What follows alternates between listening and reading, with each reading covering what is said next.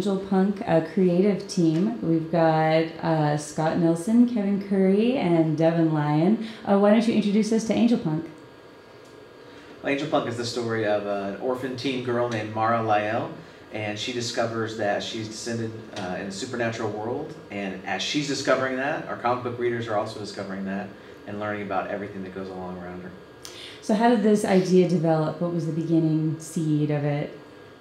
The Angel Punk story, the origin of the story started with a small kernel of an idea a year ago of playing with ancient mythology and ancient texts that exist across different cultures and using that as a deep backstory for a supernatural world that then Mara Lyell, the protagonist in the comic, slowly discovers that she's a part of. Mm-hmm. So over the last year, we've taken this kernel and just grown it into a very rich, intriguing world.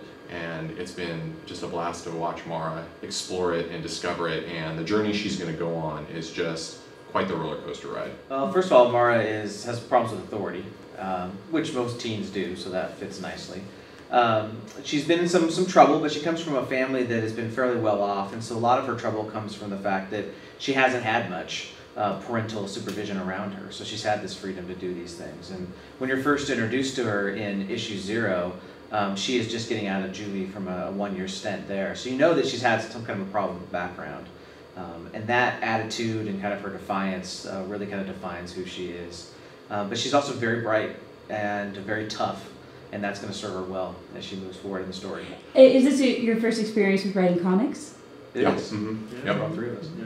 Yep. Done a lot of writing, just not in this format, which is a lot of the fun of it. I mean, we're having a ball with this stuff. I mean, this is great. Frankly, for my writing issue 0 and issue half, coming from the creative writing world and writing specifically for television, video, and film, I am already driven just as a visual director. I direct a lot of projects for our production company, and transitioning into the comic world, it's a unique art form, clearly, and an art form that we love, but I didn't find it an unbelievably big hurdle because it's such a visual medium. And so if you're already used to writing for a visual medium, transitioning to comics and having a phenomenal art team that can also help direct, where perhaps the way that you wrote it isn't great for comics, and having a team that can actually say, my 30 years of experience says this is not going to be the best way to do this, Devin, can you tweak? And then that was incredibly helpful as I just grew writing those first 2 scripts. Mm-hmm. And these guys benefit from watching what I had to do on my scripts to kind of hone in that process. So they'll probably be better. Well, now you've got the 0 issue to debut at San Diego Comic-Con.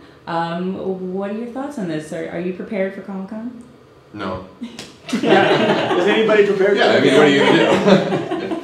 No, we're going to go and, have fun and geek out. I mean, what are you going to do? Mm-hmm. Yeah, we're going to it's really more of a soft launch there. Mm-hmm. It's not like we have some big booth there and we're going to have some big thing, but we're partnering with you guys on a exclusive industry party that your fans have a chance to win tickets to, and doing a lot of networking and meeting with publishers. We're still looking for that publishing partner out there, and who fits best with us and who we fit best with.